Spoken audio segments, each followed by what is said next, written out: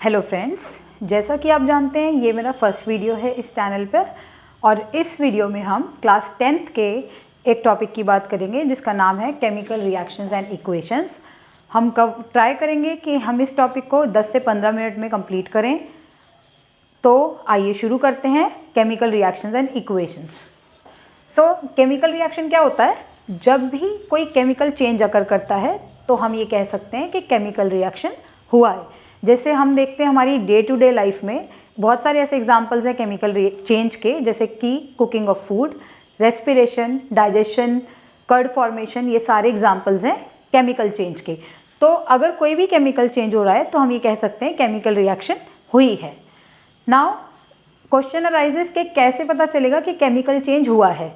तो अगर कभी भी किसी स्टेट में चेंज होता है, जैसे कि सॉलिड से liquid, liquid to gas, colour में चेंज होता है, टेम्परेचर में चेंज होता है, ऑर्डर मतलब स्मेल में चेंज आता है, या फिर कोई भी गैस इवॉल्व होती है, तो हम ये कह सकते हैं कि केमिकल चेंज हुआ है। नाउ इसी की तरह एक केमिकल इक्वेशन भी केमिकल रिएक्शन ही है, बट केमिकल रिएक्शन को लिखने का सिंपलर मेथड उसी हम बोलते हैं केमिकल इक्वेशन। सो हम ये बोल सकते हैं the symbolic representation of chemical reaction is known as chemical equation. जैसे आप यहाँ पे देख सकते हैं, मैग्नीशियम को हमने पूरा ना लिखकर हमने क्या लिखा है, सिंबल यूज़ करा है मैग्नीशियम का, और यहाँ पर हमने ऑक्सीजन का सिंबल यूज़ करा है, तो ये क्या बन गया, मैग्नीशियम ऑक्साइड बन गया। इसी को हम बोलते हैं केमिकल इक्वेशन। नाउ इक्वेशन कितने टाइप की होती है? इक्वेशन 2 टाइप्स की होती है। एक होती है बैलेंस्ड केमिकल इक्वेशन, एक होती है अनबैलेंस्ड केमिकल इक्वेशन। तो बैलेंस्ड केमिकल इक्वेशन क्या होती है? ऐसी केमिकल इक्वेशन जिसमें नंबर ऑफ एटम्स हर एक एलिमेंट के बराबर होने चाहिए, LHS पर भी RHS पर भी। जैसे आप यहाँ पे देख सकते हैं 2H2O plus O2 gives 2H2O। यहाँ पर हाइड्रोजन के एटम्स कितने टोटल 4, यहाँ पर ऑक्सीजन के कितने LHS पे 2, और यहाँ पर राइट हैंड साइड पे आप देख सकते हैं हाइड्रोजन के कितने 4 और ऑक्सीजन के कितने 2। सो ये एक बैलेंस्ड केमिकल इक्वेशन है। नाउ बैलेंस करना क्यों ज़रूरी है? बैलेंसिंग के बिना भी हम केमिकल इक्वेशन को लिख सकते हैं क्या? बैलेंस करना इसलिए ज़रूरी है क्योंकि 9th क्लास के चैप्टर नंबर 3 में आपने ये बात पढ़ी थी कि लेवोसियर ने एक लॉ दिया था, law of conservation of mass, जिसमें उन्होंने बताया था कि मास को ना ही क्रिएट कर सकते हैं ना ही डिस्ट्रॉय कर सकते हैं इन अ केमिकल चेंज। तो इसीलिए हमें केमिकल इक्वेशंस को बैलेंस फॉर्म में लिखना चाहिए। And in board exams also आप कोशिश करें कि इक्वेशंस को बैलेंस फॉर्म में लिखें, क्योंकि बैलेंसिंग के भी हिडन मार्क्स होते हैं। अब हम बात करें अनबैलेंस्ड केमिकल इक्वेशन की। जैसे कि बैलेंस केमिकल इक्वेशन में नंबर ऑफ एटम्स LHS और RHS पे इक्वल होने चाहिए, उसी तरीके से अनबैलेंस में नंबर ऑफ एटम्स दोनों तरफ इक्वल नहीं होते हैं। जैसे आप देख सकते हैं Mg प्लस O2, यहाँ पर मैग्नीशियम के कितने एटम है, सिंगल एटम है, जबकि आप राइट हैंड साइड पे देख सकते हैं मैग्नीशियम के कितने एटम्स हैं, 2 एटम्स हैं। तो ये इक्वेशन बैलेंस्ड नहीं है। अनबैलेंस्ड केमिकल इक्वेशन को ही हम स्केलेटल केमिकल इक्वेशन भी बोलते हैं। Both are same, unbalanced chemical equation और skeletal chemical equation. Now types of chemical reactions. अब मेजरली इस चैप्टर में हमें क्या पढ़ना है? Types of chemical reactions. Chemical reaction कितने टाइप्स की होती हैं, तो हम स्टार्ट करते हैं। पहली टाइप की जो रिएक्शन है उसे बोलते हैं कॉम्बिनेशन रिएक्शन। जैसा कि नाम से ही आपको समझ में आ रहा है, to combine, combination reaction. A reaction in which a single product is formed from 2 or more reactants। मतलब अगर एक से ज़्यादा रिएक्टेंट कंबाइन होंगे, 2 या 2 से ज़्यादा भी हो सकते हैं, कंबाइन होके एक ही प्रोडक्ट की फॉर्मेशन करेंगे। जैसे आप यहाँ पे देख सकते हैं C plus O2 gives CO2। Reactants के साइड पे हमारे पास एक से ज़्यादा रिएक्टेंट्स अवेलेबल हैं, जबकि प्रोडक्ट एक ही फॉर्म हो रहा है। उसी की तरीके से 2Mg plus O2 gives 2MgO, 2H2 plus O2 gives 2H2O। आप कोई भी एग्जाम्पल लिख सकते हैं जो भी आपको याद हो। Now second type of chemical reaction is decomposition reaction. इसे हम कॉम्बिनेशन का ऑपोजिट भी बोलते हैं। क्या बोलते हैं? कॉम्बिनेशन रिएक्शन का ऑपोजिट। यहाँ पर क्या होता है, एक सिंगल रिएक्टेंट ब्रेक डाउन होता है सिंपलर प्रोडक्ट फॉर्म करने के लिए। जैसा आप यहाँ पे देख सकते हैं, यहाँ पर हमारे पास सिंगल रिएक्टेंट अवेलेबल है विच इज़ वाटर 2H2O। जब ये ब्रेक डाउन होगा through the process of electricity, यहाँ पर ब्रेक डाउन होगा 2H2 प्लस O2 में। तो आप देख सकते हैं एक सिंगल रिएक्टेंट ब्रेक डाउन हुआ है सिंपलर प्रोडक्ट में, इसी को बोलते हैं डिकम्पोजिशन रिएक्शन। आगे हम पढ़ेंगे डिकम्पोजिशन के 3 टाइप्स ऑफ रिएक्शन है जो हमें पढ़नी है डिकम्पोजिशन रिएक्शन। अब डिकम्पोजिशन रिएक्शन के 3 टाइप्स होते हैं। सो पहली टाइप की डिकम्पोजिशन रिएक्शन है thermal decomposition. Thermal means in the presence of heat.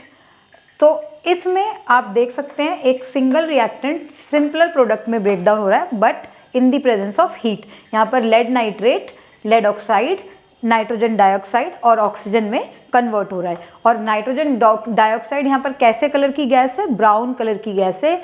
ये क्वेश्चन क्रिएट करता है तो आपको पता होना चाहिए नाइट्रोजन डाइऑक्साइड ब्राउन कलर की गैस होती है।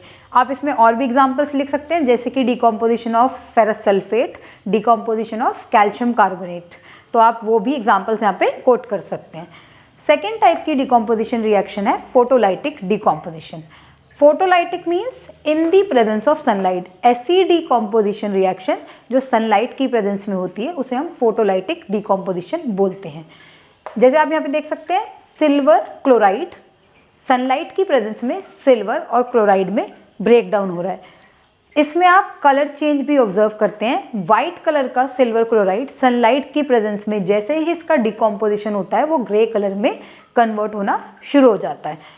और ये रिएक्शन हम फोटोलाइटिक फिल्म में भी इलेक्ट्रोलाइसिस क्या होता है? जो रिएक्शन इलेक्ट्रिसिटी की प्रेजेंस में होती है उसे हम बोलते हैं इलेक्ट्रोलाइसिस। आप यहाँ पे देख सकते हैं 2H2O in the presence of electricity, electric current, ये क्या बन जाएगा? 2H2 plus O2। तो 2H2O किस में ब्रेक डाउन हो रहा है? 2H2 plus O2। ये तीनों ही डिकम्पोजिशन रिएक्शन के टाइप्स हैं। आप देख सकते हैं थर्मल डिकम्पोजिशन, फोटोलाइटिक, इलेक्ट्रोलाइसिस। और ये तीनों ही रिएक्शन बहुत इंपॉर्टेंट है। इसमें आपको पता होना चाहिए एक सिंगल रिएक्टेंट कौन से सिंपलर प्रोडक्ट में ब्रेक डाउन हो रहा है, यहाँ पर कौन सी गैस फॉर्मेशन हो रही है, कौन से कलर की होती है। यहाँ पर सिल्वर का कलर कैसा होता है? बिफोर डिकम्पोजिशन वाइट कलर का सिल्वर होता है, आफ्टर डिकम्पोजिशन सिल्वर का कलर ग्रेइश होने लग जाता है। उसी प्रकार से यहाँ पर 2H2O किस में ब्रेक डाउन होता है? 2H2 प्लस O2 में। नेक्स्ट टाइप की रिएक्शन है एक्सोथर्मिक रिएक्शन। एक्सोथर्मिक रिएक्शन कौन सी रिएक्शन होती है? एक्सोथर्मिक रिएक्शन वो होती है जिसमें हीट रिलीज होती है, हीट लाइट या फिर एनर्जी की फॉर्म में रिलीज होती है, या आप ये भी कह सकते हैं इवोल्यूशन ऑफ हीट हुआ है। जैसे आप यहाँ पे देख सकते हैं CH4 ऑक्सीजन के साथ कंबाइन होके कार्बन डाइऑक्साइड प्लस वाटर की फॉर्मेशन कर रहा है और हीट को भी रिलीज कर रहा है। इसी रिएक्शन को हम बर्निंग ऑफ नेचुरल गैस भी बोलते हैं। नेक्स्ट टाइप की रिएक्शन है C6H12O6 which is glucose plus oxygen. ये क्या फॉर्म करेगा? Carbon dioxide plus water plus energy. इसी टाइप को रिएक्शन को हम रेस्पिरेशन रिएक्शन भी बोलते हैं। क्वेश्चन भी आता है why respiration is known as exothermic reaction? Simply क्योंकि रेस्पिरेशन में भी एनर्जी रिलीज होती है, इसीलिए हम रेस्पिरेशन को एक्सोथर्मिक रिएक्शन भी बोलते हैं। Now move to the next reaction. अगली रिएक्शन कौन सी है? Endothermic reaction. जैसे एक्सोथर्मिक में हीट रिलीज हो रही थी, इसमें हमारी हीट एब्जॉर्ब होती है, मतलब रिएक्शन को फॉरवर्ड करवाने के लिए हीट देनी पड़ती है हमें। तो इस रिएक्शन को हम बोलते हैं एंडोथर्मिक रिएक्शन। जैसा आप यहाँ पे देख सकते हैं कैल्शियम कार्बोनेट, जिसे हम लाइमस्टोन भी कहते हैं, इन दी प्रेजेंस ऑफ हीट ये कैल्शियम ऑक्साइड बनाता है और कार्बन डाइऑक्साइड गैस बनाता है। इसे हम क्विक लाइम भी बोलते हैं। कैल्शियम ऑक्साइड को हम क्विक लाइम भी बोलते हैं। अगला एग्जाम्पल आप देख सकते हैं N2 प्लस O2, ये नाइट्रिक ऑक्साइड की फॉर्मेशन करता है। सो ये एंडोथर्मिक रिएक्शन है, ये exothermic. Exo means release and endothermic में हीट एब्जॉर्ब हो रही है। नाउ अगली टाइप की रिएक्शन है हमारी डिस्प्लेसमेंट रिएक्शन। नाम से ही आपको समझ में आना चाहिए डिस्प्लेस, अपनी पोजीशन से हटना।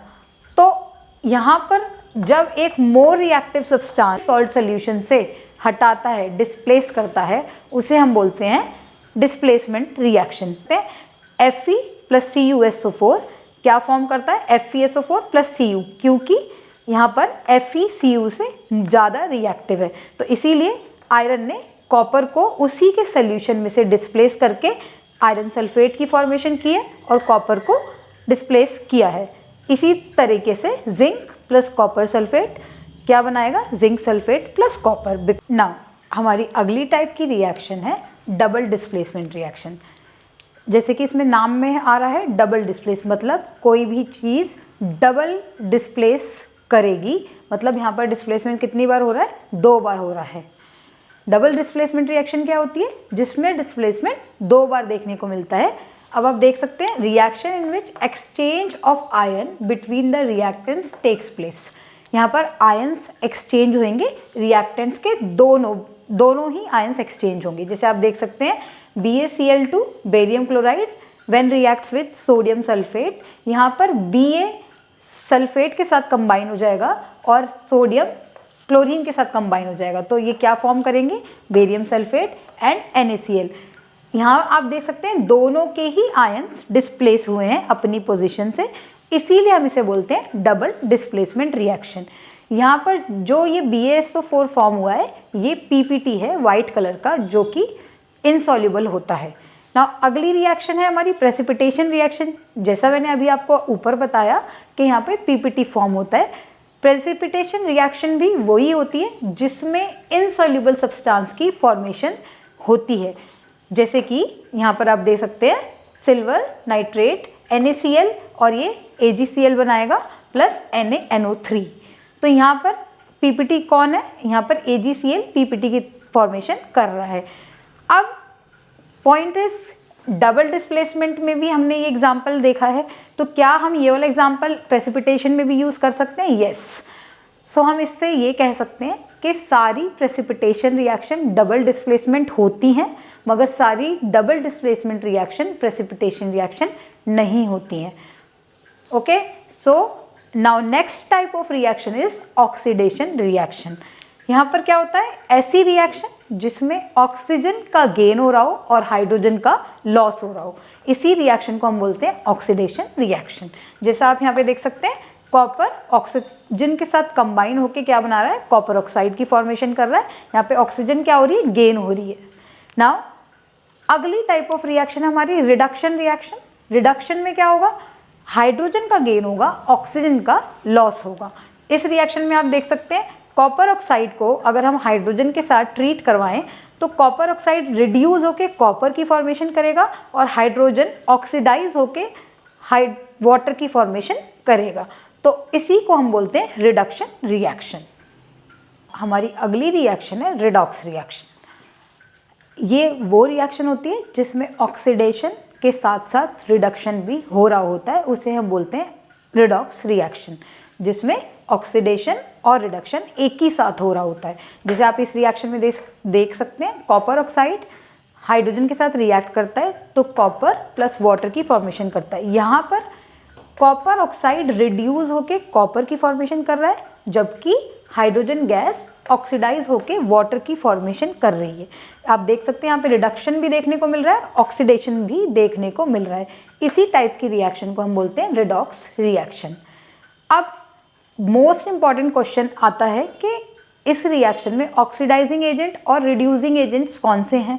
तो आपको मैं सिंपलर ट्रिक से बता रही हूँ, आपको ये ध्यान रखना है जब भी ऑक्सीडाइजिंग या रिड्यूसिंग एजेंट्स की बात करें तो आपको प्रोडक्ट की साइड पर देखना ही नहीं है, मतलब RHS को आपको नहीं देखना है, आपको कहाँ से देखना है, LHS की साइड से।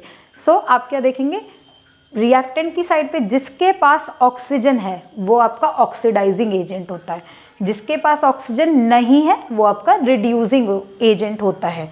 ठीक है, तो आपका ऑक्सीडाइजिंग एजेंट कौन सा होगा, जिसके पास ऑक्सीजन है, और जिसके पास ऑक्सीजन नहीं है वो आपका क्या होगा, रिड्यूसिंग एजेंट। कंफ्यूज नहीं होना है, रिडक्शन कॉपर ऑक्साइड का ही हो रहा है, मगर कॉपर ऑक्साइड आपका एक ऑक्सीडाइजिंग एजेंट है। ओके, सो आप अदर एग्जांपल्स भी देख सकते हैं। जिंक ऑक्साइड जब कार्बन के साथ रिएक्ट करता है तो जिंक प्लस कार्बन मोनोऑक्साइड की फॉर्मेशन करता है।